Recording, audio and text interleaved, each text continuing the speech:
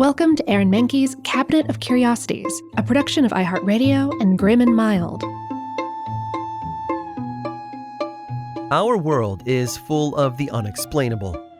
And if history is an open book, all of these amazing tales are right there on display, just waiting for us to explore.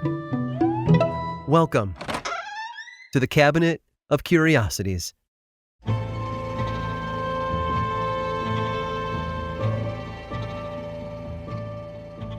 Okay, I'll admit it, I'm a sucker for those videos about animals forming unlikely friendships. I recently saw one where a German shepherd raised a bunch of tiny fluffy ducklings, and the sheer amount of adorableness in that 60-second clip has sustained me for the last 2 weeks. But of course, dogs and ducks are not the only odd couples in the world. I did a little digging around, and I found a story about one of history's most unlikely pairings, a bond between a giant of literature and a literal giant. The tale begins in 1953 in the small French village of Moulins, about 40 miles outside of Paris. Samuel Beckett, a famous Irish playwright, had just purchased some land there. And Beckett arrived in France with quite a reputation. You might recognize his name or the title of his most famous play, Waiting for Godot. Beckett was one of the biggest names in the absurdist theater, a genre that explored existentialism, meaninglessness, and illogical nature in our world. He went on to win the 1969 Pulitzer Prize in Literature for his work. In 1953, though, he was just looking for a quiet place to write. Beckett was a native English speaker, but a big Francophile. He spent a lot of time in Paris and often wrote plays in French, so that's why he decided to buy land in the French countryside. Once he got there, he realized that he was going to need help building his cottage. He looked to hire some local craftsmen, which is how he met a man who lived just down the street, a Belgian-born handyman and farmer named Boris Roussimoff. Boris was happy to offer his services. While he worked on building Beckett's new home, the men became close friends. Even after the playwright's cottage was finished, they kept in touch, and Boris sometimes invited Beckett over to play cards. One evening, the playwright sat at the handyman's kitchen table, shuffling the deck. As Beckett dealt the cards, Boris confided in him about something he was struggling with. He said that his son, who was just 12 years old, wouldn't stop growing. He wasn't even a teenager yet, but he was already 6 feet 2 inches tall and weighed 240 pounds. He was so big that he didn't fit on the school bus, which meant that he had to walk over a mile to class and back every weekday. And Beckett immediately offered to help. He said that he drove a convertible. If he rolled the top down, there would be plenty of room for Boris's son in the passenger seat. From that point forward, Beckett picked Boris's son up for school each morning and drove him home each afternoon. This went on for 2 years until the younger Roussimoff quit school at the age of 14 to work on his dad's farm. Over the next few years, Boris's son just kept growing. When he turned 18, he was 7 feet 4 inches tall and weighed over 500 pounds. As you might imagine, he was a huge help around the farm. It was said that he could do the work of 3 men all by himself, but after 4 years of manual labor, he wanted to move on. And it's hard to blame him. Boris's son knew that his size made him unique. He dreamt of doing something big, no pun intended, like maybe working in showbiz. So around 1960, he packed up and he moved to Paris.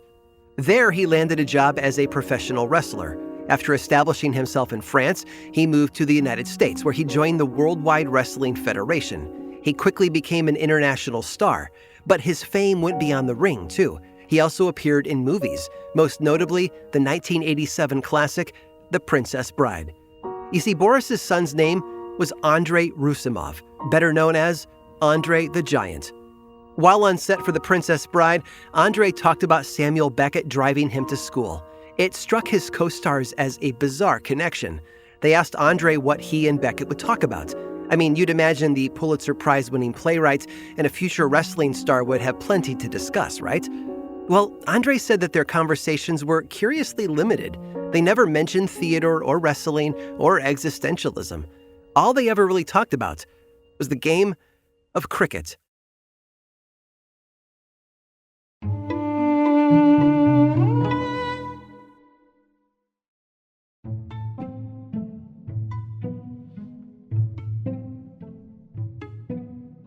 In the FBI's vast collection of records, there's a 15-page file labeled with a name that might surprise you: Colonel Harlan Sanders. as in the man who turned his recipe for Kentucky Fried Chicken into a multi-million-dollar fast food empire.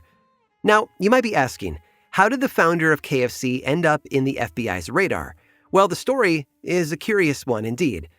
We'll start at the beginning. In 1890, Sanders was born on a farm in Indiana. His early years were marked by struggle. His father died when he was 6, and his mother had to work multiple jobs to keep the family afloat. As the oldest of 3 children, Sanders was forced to step up. He started working on the farm and cooking meals for his siblings at just 7 years old. I know this sounds like a setup for his future career as a fried chicken salesman, but the Colonel's path wasn't that simple. He had a long way to go before becoming the white-haired chef we know today. When Sanders was 12, his mom married another man. Apparently, this guy wasn't too fond of his stepchildren, and Sanders ended up leaving home. He found work on another farm in Indiana, but life was tough. He went to school in the mornings, then came home, fed the chickens, and shucked corn until 8 or 9 at night. When he reached the 7th grade, 13-year-old Sanders decided that he had had enough of the classroom. He quit school and worked on the farm full-time until he was 15 years old. Then he started job hopping. He was a streetcar conductor, he joined the Army, he worked as a fireman, an insurance agent, a secretary, a steamboat operator, a lighting manufacturer. If there was a job to be done, Colonel Harlan Sanders would do it. In the 1930s, when Sanders was around 40 years old, he started cooking as a side hustle.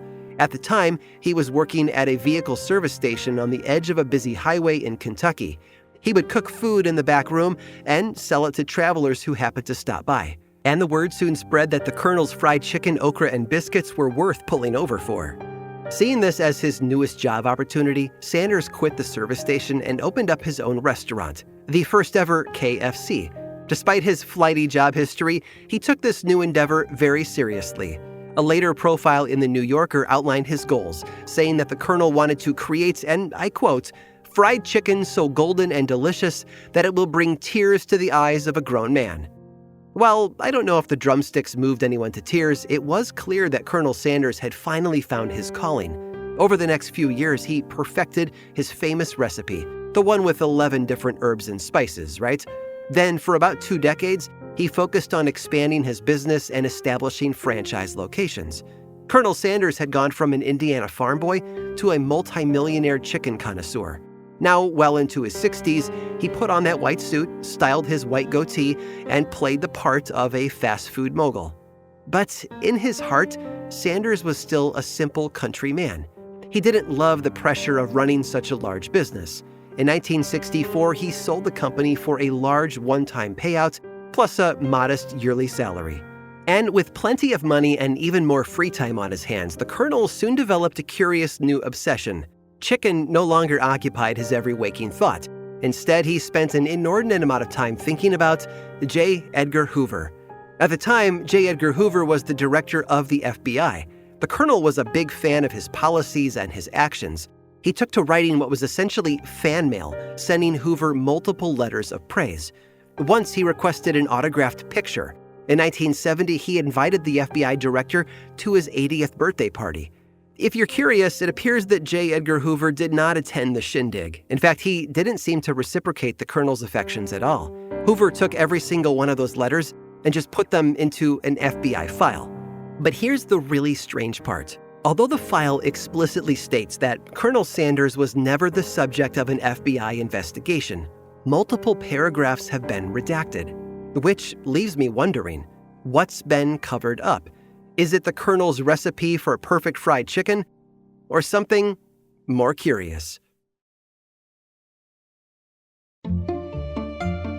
I hope you've enjoyed today's guided tour of the Cabinet of Curiosities. Subscribe for free on Apple Podcasts or learn more about the show by visiting curiositiespodcast.com. This show was created by me, Aaron Mahnke, in partnership with How Stuff Works. I make another award-winning show called Lore, which is a podcast, book series, and television show, and you can learn all about it over at theworldoflore.com. And until next time, stay curious.